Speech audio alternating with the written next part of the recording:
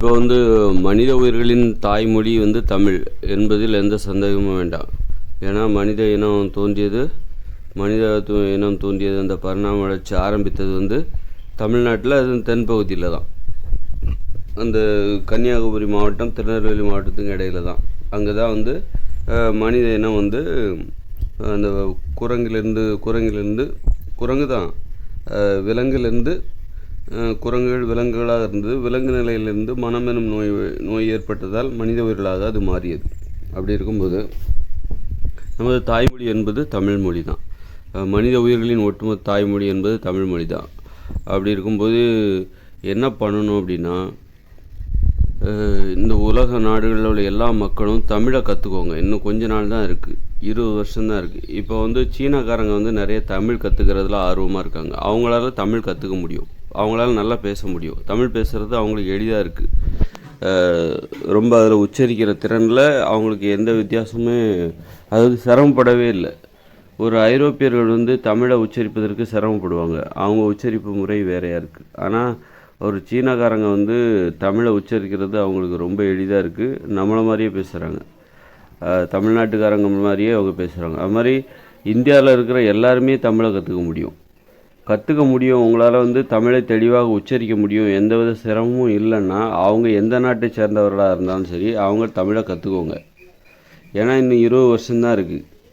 அதுக்கப்புறம் நீங்கள் விரும்பினாலும் தமிழை கற்றுக்க முடியாத ஒரு சூழலை உருவாகும். ஏன்னா யாரும் ஒரு தொடர்பே இருக்காது. தமிழ்நாட்டுக்காரங்கன்னா யாருன்னே உங்களுக்கு தெரியாமல் போயிடும். இன்னும் 20 வருஷம் கழித்து நீங்கள் அதுக்கப்புறம் மக்களுக்கு உலக நாடுகள்னால் என்ன, அதுக்கப்புறம் வர தலைமுறையினருக்கு ஒரு சிங்கப்பூர்னா என்ன, எங்கே இருக்குது, அமெரிக்கானா எங்கே இருக்குது, அதை பற்றி தெரிஞ்சிக்கவே மாட்டாங்க. அவங்க ஊர் பக்கத்து ஊர், அவ்வளோதான். அவங்க ஊருக்கு பக்கத்தூரில் என்னென்ன ஊர்லாம் இருக்குது அதை மட்டும் தான் தெரிஞ்சுப்பாங்க. மற்றபடி அவங்க தமிழ்நாட்டிலே கன்னியாகுமரி மாவட்டம், திருநெல்வேலி மாவட்டம், மதுரை மாவட்டம், கோயம்புத்தூர் அப்படின்னு நிறைய ஊர்களை தெரிஞ்சிக்க மாட்டாங்க. அவங்க ஊருக்கு பக்கத்தில் இருக்கிற ஒரு 4-5 ஊர், இது தான் அவங்களுடைய உலகமாக இருக்கும். இன்றைக்கி நமக்கு நாம் புத்தகத்தின் மூலமாகவும், செய்தித்தாள் மூலமாகவும், தொலைக்காட்சி மூலமாகவும், மொபைல் ஃபோன் மூலமாகவும், கணினி மூலமாகவும், இதன் ஊடகங்கள் மூலமாகத்தான் நம்ம உலக நாடுகளை தெரிஞ்சுக்கிறோம். அப்புறம் நமக்கு அங்கே போயிட்டு வரதுக்கு வாய்ப்பு இருக்குது. அது விமானம் இருக்குது, அல்லது அப்படி நிறைய வசதிகள் இருக்கிறதுனால தான் நம்ம இந்த உலக நாடுகளை பற்றி நம்ம தெரிஞ்சு வச்சுருக்கோம். 2040க்கு பிறகு இந்த இயந்திர அறிவியல் உலகம் செயலிழந்துடும். அப்புறம் விமானம், எல்லா தொழிற்சாலையும் செயலிழந்துடும், மின்சாரமே இருக்காது. புத்தகங்கள்லாம் அவ்வளோதான். புத்தகங்களோட கடைசி பயன்பாடு இந்த காலம் தான், 20 வருஷம்தான். அதுக்கப்புறம் நீங்கள் யாருமே உலகத்தின் இன்னொரு பகுதியில் என்ன இருக்குது, கண்டம்னா என்ன, அண்டார்டிகா கண்டம்னா என்ன, அதெல்லாம் யாரும் அந்த தகவலெல்லாம் யாரும் அடுத்தடுத்த தலைமுறைக்கு கடத்த மாட்டாங்க. ஆசியா கண்டம்னா என்ன, உலகத்தில் 7 கண்டம் இருக்குது, இதை பற்றியெல்லாம் யாரும் தெரிஞ்சிக்க மாட்டாங்க. இது வாழ்க்கைக்கு தேவையில்லாத அறிவாக கருதப்படும். அதனால் அடுத்தடுத்த தலைமுறைக்கு இது போன்ற அறிவை கடத்த மாட்டாங்க. அமெரிக்கானா என்ன, அமெரிக்கா எந்த திசையில் இருக்குது, மேற்கத்திய நாடுகள் அவங்க என்ன உணவு உண்ணுவாங்க, அவங்க என்ன நிறத்தில் இருப்பாங்க, அப்படி ஒருத்தர் இருப்பாங்களா, அங்கே என்ன இருப்பாங்கங்கிறத பற்றி கூட யோசிக்க மாட்டாங்க. இப்போ ஒரு 300 வருஷத்துக்கு முன்னாடி கொலம்பஸ் அமெரிக்காவை கண்டுபிடிச்சாரு, அப்புறம் இந்தியாவை யாரோ ஒருத்தர் கண்டுபிடிச்சாங்க அப்படின்லாம் சொல்கிறாங்கள, அது அந்த மாதிரி தான். அப்போ உலக நாட்டில் என்ன இருக்குன்னே அப்போ யாருக்குமே தெரியாது. கொலம்பஸ் அமெரிக்கா கண்டுபிடிக்கிறாரு அப்படின்னா அதுக்கு முன்னாடி வரைக்கும் அவருக்கு அமெரிக்கானா என்னன்னு தெரியாது தானே. அதே மாதிரி தான் மக்களுக்கும் அன்றைக்கி யாருன்னு அமெரிக்கான்னு ஒன்று இருக்குது அப்படிங்கிறதே மக்களுக்கு தெரியாது. இந்த அப்போ என்ன சொல்லுவாங்க அப்படின்னா, இந்த வானம் முடியுதுல்ல, அந்த அந்தி வானம் கடைசியில் எங்கே போய் முடியுது, அதுதான் அந்த உலகத்தோட முடிவா அப்படிங்கிற மாதிரி கூட யோசிப்பாங்க. அதுக்கு அங்கே உலகம் இருக்குதா, முடியுதுன்னா அதோட முடியுதான்ற மாதிரிலாம் யோசிப்பாங்க. அந்த அளவுக்கு தான் மக்கள் ஒரு நிலையான இடத்துல வசிக்கும்போது அவங்களுக்கு வெளி உலகத்தை பற்றின புரிதல் அந்த மாதிரி தான் இருந்தது. வெளி உலகத்தில் என்ன இருக்குது, ரொம்ப தொலைவில் என்ன இருக்குது, இந்த கடலை தாண்டி அங்கே என்ன இருக்குது, அந்த மலையை தாண்டி அங்கே என்ன இருக்குது அப்படிங்கிற கேள்விகள் மக்களுக்கு இருந்தது. அந்த கேள்விகளை நாம் இன்றைக்கி போக்கியாச்சு. அதனால் இனிமேல் வர தலைமுறையினருக்கு அவங்களுக்கு இந்த பூமி பெருசு, நம்மளை மாதிரி இந்த உலகத்தின் எங்கேயோ நிறைய பேர் வாழ்ந்துட்டுருக்காங்க, இந்த பூமி ரொம்ப பெருசு, இந்த உலகத்தில் நிறைய பகுதிகளில் மக்கள் வாழ்ந்துட்டுருக்காங்க. அதெல்லாம் ரொம்ப தொலைவு, அதெல்லாம் நம்மளால் போகவே முடியாது. அந்த கடலை தாண்டி அங்கே நிறைய பகுதிகள் இருக்கும், அங்கெல்லாம் மக்கள் வசிப்பாங்க அப்படின்னு ஒரு புரிதல் இருக்குமே தவிர, அங்கே அமெரிக்கா இருக்குது, அமெரிக்கானா என்னன்னே தெரியாத ஒரு தலைமுறை வருவாங்க. ஒரு சீனாக்காரங்கன்னா என்னன்னே தெரியாத தமிழர்கள் வருவாங்க.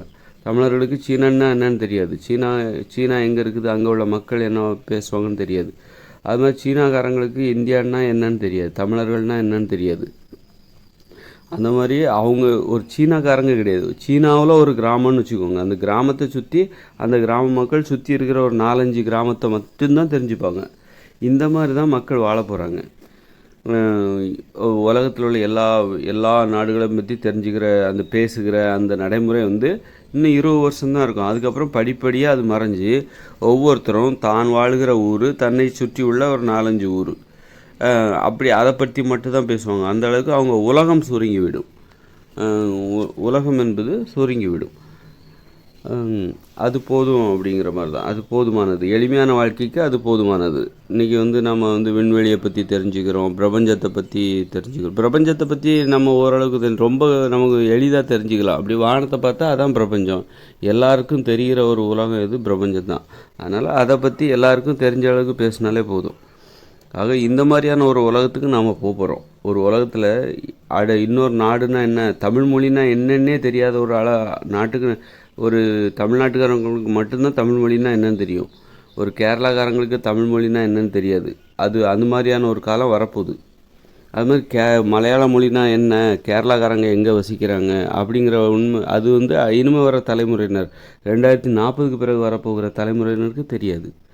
இப்படி தன்னை சுற்றி ரொம்ப தொலைவில் வசிப்பவர்கள் பற்றி, அவர்களுடைய வாழ்க்கை முறை பற்றி, அவர்கள் பேசுகிற மொழி பற்றி, அவர்களுடைய கலாச்சாரம் பற்றி, அவருடைய பழக்க வழக்கங்கள், அவருடைய தோற்றம், நிறம், இது பற்றி எதுவுமே தெரிஞ்சிக்க விரும்பாத, தெரிஞ்சிக்க முடியாத ஒரு வாழ்க்கை வாழப்போகிற தலைமுறையினர் இனிமேல் வரப்போகிறாங்க.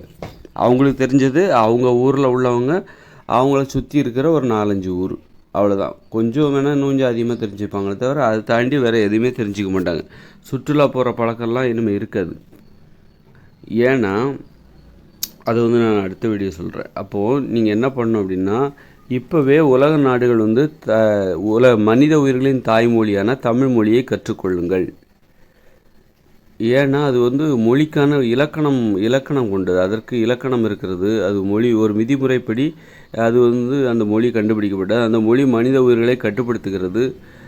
ஒரு ஒழுக்கத்தை கற்பிக்கிறது. அந்த மொழியை பேசினாலே சரியான வார்த்தைகளை நீங்கள் பேசணும். அந்த மொழியில் உள்ள சரியான வார்த்தைகளை பேசினாலே அது உங்களை கட்டுப்படுத்துகிறது, நல்வழிப்படுத்துகிறது, ஒழுக்கத்தை கற்பிக்கிறது, ஒழுக்கமாக வாழ நிர்பந்திக்கிறது. அந்த மொழியை நீங்கள் பேசினாலே போதும், நல்ல வார்த்தைகளை பேசினாலே போதும். நீங்கள் கெட்ட வார்த்தைகள் எல்லா மொழியிலையும் இருக்குது, தமிழ் மொழியிலும் இருக்குது. அதனால் கெட்ட வார்த்தைகளை பேச தவிர்த்துட்டு நல்ல வார்த்தைகளை பேசினாலே அதுவே உங்களை நல்வழிப்படுத்தி விடும். அதனால் தமிழ் மொழியின் சிறப்பு அவ்வளோ இனிமையானது. அது ரொம்ப அருமையானது, சிறந்தது. அது எல்லாருக்குமே தெரியும். அதனால் இப்போ தான் நீங்கள் கற்றுக்க முடியும். உலகம் முழுக்க தமிழ் மொழி தான் இருந்திருக்கணும். ஆனால் அதே நேரத்தில் ஐரோப்பியர்களால் தமிழ் மொழியை சரியாக உச்சரிக்க முடியாது. அப்போது அவங்க அந்த தமிழ் மொழியை ஏற்றுக்க முடியுமா, அவங்க பேச முடியுமா? ஏன்னா இப்போவே நீங்கள் தமிழ் மொழியை கற்றுக்கோங்க. இப்போ சீனாக்காரங்களால் கற்றுக்க முடியும், சிங்கப்பூர்காரங்களால் கற்றுக்க முடியும், மலேசியாக்காரங்களால் கற்றுக்க முடியும். இப்படி உலகத்தின் ஆப்பிரிக்காரங்களால் தமிழ் மொழி சரளமாக பேச முடியும். இப்படி உலகத்தின் பெரும்பகுதி மக்களால், ஒரு 80க்கும் மேற்பட்ட சதவீத மக்களால் தமிழ் மொழியை எளிதாக பேசவும் கற்றுக்கொள்ள முடியும். அப்படி இருக்கும்போது இப்போவே நீங்கள் கற்றுக்கோங்க. உங்களுடைய தாய்மொழியை உங்களுடைய தாய்மொழி நீங்கள் நினச்சிக்கிட்டு இருக்கீங்களா, அதை நீங்கள் மறந்துடுங்க. என்னடா இப்போ இது என்ன ஒரு விளையாட்டுத்தனமாக நான் பேசுகிறதா நினைக்காதீங்க. ஏன்னா இது தமிழ் உங்களுடைய தாய்மொழி தான். நீங்கள் நினைக்கிற அந்த மொழி உங்களுடைய தாய்மொழி இல்லை. நீங்கள் உங்கள் தாய்மொழியை தொலைச்சிட்டீங்க, தமிழ் என்கிற அந்த தாய்மொழியை தொலைச்சிட்டீங்க. அதை நீங்கள் மீண்டும் கற்றுக்கோங்க. நீங்கள் யாருங்கிற உண்மையை முதல்ல தெரிஞ்சுக்கோங்க. எல்லாருமே மனித உயிர்கள் தான். மனித உயிர்கள் இங்கேருந்து புறப்பட்டவர்கள் தான். தென் தமிழ்நாட்டிலிருந்து புறப்பட்டு உலகம் முழுவதும் பரவி வாழ்ந்திருக்கிறார்கள். அவ்வளோதான். அது கடந்த ஒரு 3000 வருஷத்துக்குள்ளே தான் இந்த பரவலே நடந்திருக்கு. இந்த 3000 வருஷத்தில் தான், இந்த 3000 வருஷம் 4000 வருஷத்துக்கு உலோகங்கள் எப்போ கண்டுபிடிச்சாங்களோ அப்போ தான் இந்த மனித உயிர்கள் உலகம் முழுவதும் பரவி இருக்கிறார்கள் என்று கூட சொல்லலாம். சக்கரங்கள் கண்டுபிடிக்கப்பட்டது, அல்லது வந்து சக்கரங்கள் கண்டுபிடிக்கப்பட்டது, அது பிறகு உலோகங்கள் கண்டுபிடிச்சு அப்புறம்தான் வந்து இந்த உலகம் எப்போ உலோகங்கள் கண்டுபிடிச்சாங்களோ அப்போ தான் வந்து மனித வாழ்க்கை வன்முறை கலந்தது. அதன் முறை மனித வாழ்க்கை அமைதியாக போயிட்டு இருந்தது. அதன் பிறகு தான் மனித வாழ்க்கையில் வந்து வன்முறை என்பது புகுந்தது. கத்தி, அருவா, சண்டை போடுற வழக்கம், மனித உறவுமுறையில் இடைவெளி எல்லாம் வந்து உலோகங்களை அடிப்படையாக கொண்ட தொழில்களை கற்றுக்கிறதுக்காகவே நேரத்தை செலவிடுறது. அப்போது உறவு முறையில் இடைவெளி ஏற்படுது. காதலிப்பது குறைந்து போகிறது, அன்பு செலுத்துவது குறைந்து போகிறது. அப்போ வன்முறை அதிகமாகிறது. அப்போ தான் மக்கள் வந்து ஒரு இடத்துலேருந்து எல்லா இடத்துக்கும் ஓடுறாங்க. எனக்கு பிடிக்கல, நான் வேறு இடத்துக்கு போகிறேன், நான் தனி கொடுத்தம் போகிறேன் அப்படின்ற மாதிரி நான் வந்து சண்டை போட்டுக்கிட்டு என்ன பண்ணுறாங்க, நான் உலகம் பெருசு, நான் எங்கேயாவது போய் வாழ்ந்துக்கிறோம், நாங்கள் ஒரு கூட்டமாக எங்கேயாவது போய் வாழ்ந்துக்கிறோம், நாங்கள் ஒரு குடும்பமாக எங்கேயாவது போய் வாழ்ந்துக்கிறோம் அப்படின்னு சொல்லிட்டு இப்படி செதறாங்க. செதறும்போது அது இன்னொரு இடத்துக்கு போகும்போது அப்போ அவங்களுக்கு பாதுகாப்பு தேவை. அப்போ கையில் வந்து ஆயுதங்கள் வச்சுக்கிறாங்க, உலோகங்களால் ஆனால் ஆயுதங்கள் வச்சுக்கிட்டு அவங்க என்ன பண்ணுறாங்க, உலகின் எல்லா பகுதியும் அந்த தைரியத்தில் உலகின் எல்லா பகுதிகளுக்கும் விரிவடைகிறாங்க, நடந்துக்கிட்டே போகிறாங்க. இன்னொரு உலகத்தில் என்ன இருக்குது, நிலையாக ஒரு இடத்துல வாழணும், அந்த நோக்கம் அவங்களுக்கு இல்லாமல் வேற போயிடுது. உலோகங்களை அடிப்படையாக கொண்ட உலோகங்களை கண்டுபிடிக்கும் போதும் அந்த சமைத்த உணவுகளை சாப்பிட்ற வழக்கமே உலோகங்கள் கண்டுபிடிச்ச பிறகு தான் வருது. அப்புறம் சமைத்த உணவுகளை சாப்பிட்றது, உப்பு சேர்த்து சாப்பிட்றது, இதெல்லாம் வந்து என்னென்னாக்கா ஒரு செயற்கையான உணர்வு, செயற்கையான ஆசையை, செயற்கையான வாழ்க்கை முறையை மனித வாழ்க்கையில் திணிக்கிறது. உலகத்தில் அங்கே என்ன இருக்குது, இங்கே என்ன இருக்குது, வாங்க போய் பார்க்கலாம் அப்படின்னு சொல்லிட்டு அப்படி தான் வந்து உலகம் முழுக்கும் பரவுனாங்க. அதுவும் தென்னிந்தியாவில் தான் மனித உயிர்கள் நிலை கொண்டிருந்தப்போ அப்புறமா தான் இவங்க என்ன பண்ணுறாங்க, இந்த மாதிரி ஒரு உலோகங்கள் கண்டுபிடிச்ச பிறகு இந்த சமைத்து சாப்பிடுகிற வழக்கம், உணவுகளில் உப்பு கலந்து சாப்பிடுகிற வழக்கம் இதெல்லாம் ஏற்படும் போது மனித உயிர்களுக்கு செயற்கையான ஆசை, உலகத்தில் வேறு எங்கெல்லாம் என்னென்னலாம் இருக்குது, அங்கே என்ன இருக்குது, இங்கே என்ன இருக்குதுன்னு சொல்லிட்டு பரவ ஆரம்பிக்கிறாங்க. சண்டைகள் வரும்போது பாதுகாப்பான இடம் தேடியும் மக்கள் பரவ ஆரம்பிக்கிறாங்க. இப்படி தான் உலகம் முழுவதும் பரவியிருப்பார்களே ஒழிய ரொம்ப காலத்திற்கு முன்னாடியே வந்து உலகின் பல பகுதிகளிலும் மக்கள் வாழ்ந்தார்கள் அப்படிங்கிற மாதிரி இருந்திருக்க வாய்ப்பு இல்லை. உலோகங்கள் எப்போ கண்டுபிடிச்சாங்களோ அதன் பிறகு தான் அவங்க வந்து இந்தியாவை தாண்டி உலக நாடுகளின் வெளிப்பகுதிகளுக்கு பரவி வாழ்ந்திருப்பதற்காக வாய்ப்பு இருக்கிறது என நான் நம்புகிறேன். அதனால் உலக மக்களின் தாய்மொழி தமிழ். அதை உணர்ந்து அந்த தமிழ் மொழியை இழந்துடாதீங்க. நீங்கள் உங்கள் தாய்மொழிங்கிறது உண்மையில் அது உங்களுடைய தாய்மொழி அல்ல. அதனால் வந்து தாய்மொழியான தமிழ், உங்களுடைய தாய்மொழியான தமிழ், உலக மக்களின் தாய்மொழியான தமிழை வந்து இப்போதே கற்றுக்குங்க. இன்னும் 20 வருஷம்தான் இருக்குது. உங்களுடைய தாய்மொழியை நீங்கள் மறந்தால் கூட பரவாயில்ல. ஏன்னா இது உண்மையான தாய்மொழி என்பது இதுதான். இது வந்து ரொம்ப இனிமையான மொழி, பேசுவதற்கு இனிமையான மொழி, உங்களை கட்டுப்படுத்துகிறது, நல்வழிப்படுத்துகிறது. இது யாரோ தமிழ்நாட்டுக்காரங்களோட மொழின்னு நினைக்காதீங்க. நம்ம எல்லாருமே தமிழ்நாட்டுக்காரங்க தான். உலக மக்கள் அனைவருமே தமிழ்நாட்டுக்காரங்க தான். அதனால் வந்து இப்போவே தாய்மொழியை கற்றுக்குங்க. இன்னும் தாய்மொழியான தமிழை இன்னும் 20 வருஷம்தான் உங்களுக்கு வாய்ப்பு இருக்குது. அதுக்கு பிறகு நீங்கள் தமிழ் மொழியை வந்து கற்றுக்கிறதுக்கு வாய்ப்பு இல்லை. அப்புறம் உங்களுக்கு தமிழ் மொழி நீங்கள் கற்றுக்காமல் விட்டிங்கன்னா அப்புறம் தமிழ் மொழின்னா என்னென்னே தெரியாமல் போயிடும், உங்களுக்கு தெரியாமல் போயிடும். அந்த வகையில் வந்து தமிழ் மொழியை மட்டுமே நாங்கள் தெரிந்து வைத்திருக்கிறோம். அப்படிங்கும்போது எங்களுக்கு அது பெருமையாக இருக்கிறது. எங்களுக்கு அந்த சிரமம் இல்லை. இப்போ வந்து நம்ம இங்கிலீஷ் கஷ்டப்பட்டு கற்றுக்குறாங்கல்ல எல்லாரும், இங்கிலீஷை கற்றுக்கணுன்னு எல்லாரும் ஆசைப்படுறாங்க. தாய்மொழியை கூட அதுக்காக மறக்கிற மாதிரியான ஒரு வாழ்க்கை இந்தியாவில் இருக்குது, சில நாடுகளில் இருக்குது. அப்போது இங்கிலீஷுங்கிறது உங்கள் தாய்மொழியை விட்டுட்டு நீங்கள் இன்னொரு இங்கிலீஷுங்கிற ஒரு மொழியை கற்றுக்கிறதுக்கு கூட ஒரு பகுதியில் உள்ள மக்கள் வந்து முயற்சி செய்கிறாங்க. உலக மக்களோடு ஒன்றிணைய வேண்டும், உலக மொழி ஆங்கிலம் அப்படின்னு சொல்லிட்டு உலக மக்களோடு ஒன்றிணைய வேண்டும் அப்படின்னு சொல்லிட்டு ஆங்கிலத்தை கற்றுக்கிறாங்க. அப்போ அதே மாதிரி தான் நீங்கள் உலக மக்களோடு ஒன்றிணைய வேண்டும், உலக மக்கள் அனைவரும் ஒன்று, உலகமயமாக்கல் அனைவரும் ஒன்று அப்படிங்கிற உணர்வை பெறுவதற்காக தான் ஆங்கிலத்தை வந்து உலக மொழியாக ஏற்றுக்கிட்டு அதை நோக்கி கூட ஒரு பகுதி மக்கள் போகிற எல்லாருமே போகல. இப்போ சைனாக்காரங்க வந்து ஜப்பான்காரங்க, ஜெர்மனிக்காரங்க அவங்க தாய்மொழியில் தான் கல்வி கற்கிறாங்க, தொழில் செய்கிறாங்க, பேசுகிறாங்க. ஆனால் வந்து இப்படி ஒரு கருத்து உலக மொழி தாய்மொழி ஆங்கிலம் அப்படிங்கிற கருத்து அதில் தீவிரமாக இருக்குது, ஆங்கிலத்தை கற்பதில் தீவிரம், இதெல்லாம் வந்து இந்தியாக்காரங்க கிட்ட தான் இருக்குது. இந்தியா, அப்புறம் ஆப்பிரிக்காக்காரங்க, அப்புறம் வந்து 3ஆம் தர நாடுகளிடம் தான் இந்த போக்கு இருக்குது. அப்போது உலக மக்களாக ஒன்றிணைய வேண்டும் அப்படிங்கும்போது தாய்மொழியை கூட மறந்துட்டு ஆங்கிலத்தை கற்பதற்கு எந்த அளவுக்கு முயற்சி செய்கிறாங்க. அப்படிங்கும்போது மக்களுக்கு எல்லாத்துக்கும் என்ன ஆசை அப்படின்னா உலக மக்களாக ஒன்றிணைய வேண்டும். அதுதான் அங்கே முக்கியமாக இருக்குது. அந்த ஒற்றுமையை வந்து எல்லாருமே விரும்புகிறாங்க. அதுதான் பாதுகாப்பு கூட. இப்போ வந்து நம்ம எங்கே இருந்தாலும் நம்ம மொழிக்காரங்க எங்கேயாவது உலகத்தில் எங்கேயாவது பாதிப்படைஞ்சால் நம்ம குரல் கொடுக்குறோம்ல. அப்போ அந்த உணர்வு அப்போ வந்து வேற்று மொழிக்காரங்க பாதிக்கப்பட்டால் நம்ம வந்து நமக்கு என்னன்னு சொல்லிட்டு இருக்கிற ஒரு போக்கு இருக்குது. அப்போது உலக மக்கள் அனைவருமே ஒரே மொழியை பேசுனாங்கனாக்கா அப்போது யார் எங்கே பாதிப்படைஞ்சால் கூட நாம் அவங்களுக்காக குரல் கொடுப்போம், அவங்களுக்காக கவலைப்படுவோம். அப்போது உலக மக்கள் அனைவரும் ஒரே மொழியை பேசுகிறது ரொம்ப நல்லது.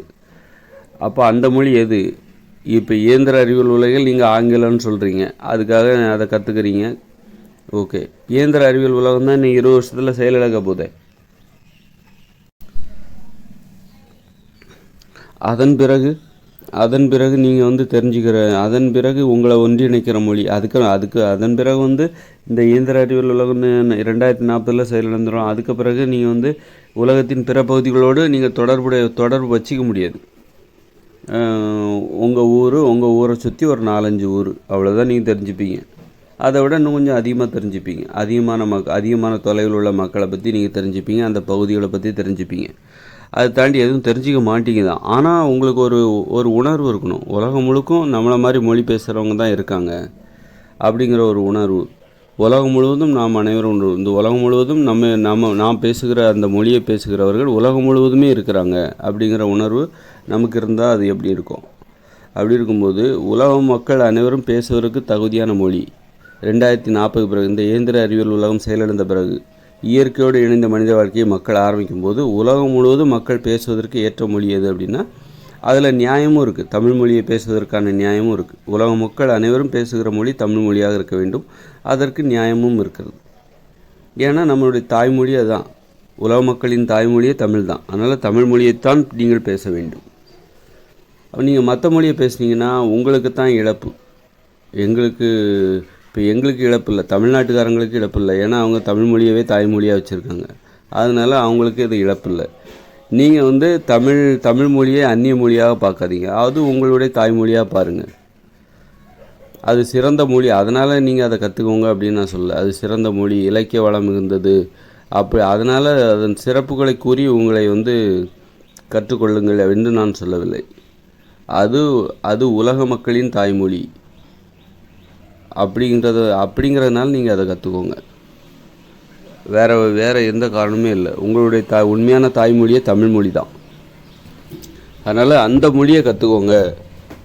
நீங்கள் பேசிக்கிட்டு இருக்க, நீங்கள் இப்போ வந்து உங்களுடைய தாய்மொழின்னு நீங்கள் எதை நம்பிக்கிட்டு இருக்கீங்களோ அதை நீங்கள் பேசுவதை மறந்து கொண்டு வாருங்கள் அப்படிங்கிறது தான். இப்போ சீனாவிலலாம் வந்து நிறைய பேர் தமிழ் மொழியை கற்றுக்கிறதுக்கு ஆர்வமாக இருக்காங்க. அதுமாதிரி ஜப்பானியர்களும் அப்படி தான் தமிழ் மொழியை கற்றுக்கிறதுக்கு ஆர்வமாக இருக்காங்க. நிறைய அதோட எண்ணிக்கை கொஞ்சம் கொஞ்சமாக கூட்டிகிட்டு வருது. ஆனாலும் இன்னும் 20 வருஷத்தில் அவங்க எல்லாரும் தமிழ் மொழியை கற்றுப்பாங்க, அவங்க தாய்மொழியை மறந்துடுவாங்க அப்படின்னு சொல்ல முடியாது. அப்படின்லாம் சொல்ல வாய்ப்பில்லை. கற்றுக்கொண்டவர்கள் அதை வந்து மறக்காமல் அவங்க வாழ்க்கையில் அதை பயன்படுத்தி தமிழ் மொழியை அந்த அருமையை புரிஞ்சுக்கிட்டு அதை அடுத்தடுத்த தலைமுறைகள் கடத்தினாங்கன்னா அது அவர்களுக்கு நல்லது, அவர்களுடைய சந்ததிக்கு நல்லது. அதில் ஒரு பெருமை இருக்குல்ல, இதுதான் மனித உயிர்களின் தாய்மொழி, அதை நம்ம பேசுகிறோம், அது சிறப்பாக வேறு இருக்குது, சிறப்பாக இருக்குது, ஒரு இலக்கண விதிமுறைப்படி இருக்குது, அது நம்மை கட்டுப்படுத்துகிறது, ஒழுங்குபடுத்துகிறது, வளமாக இருக்கிறது, இலக்கிய செழுமை அதில் இருக்கிறது, இலக்கண விதிமுறைப்படி அது இயங்குகிறது, ரொம்ப ரொம்ப வளமான ஒரு மொழியாக இருக்கிறது. அப்படிங்கும்போது அதை பேசுகிறதுல வந்து பெருமை, அப்புறம் அதில் வந்து ஒரு முக்கியத்துவம் இருக்குது.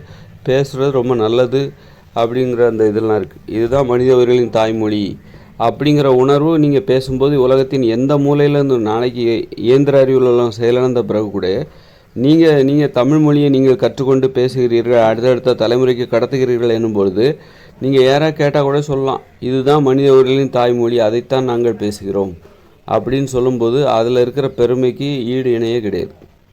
அப்படி இல்லாமல் நீங்கள் வந்து உங்களுடைய தாய்மொழி என்று நீங்கள் தமிழ் மொழி அல்லாத ஒன்றை நீங்கள் கூறிக்கொண்டு அதை நீங்கள் பேசுகிறீர்கள் என்றால் உங்களுக்கு தமிழ் மொழியே தெரிலன்னா அதனால் உங்களுக்கு பெருமை இல்லைன்னு தான் நான் சொல்லுவேன்.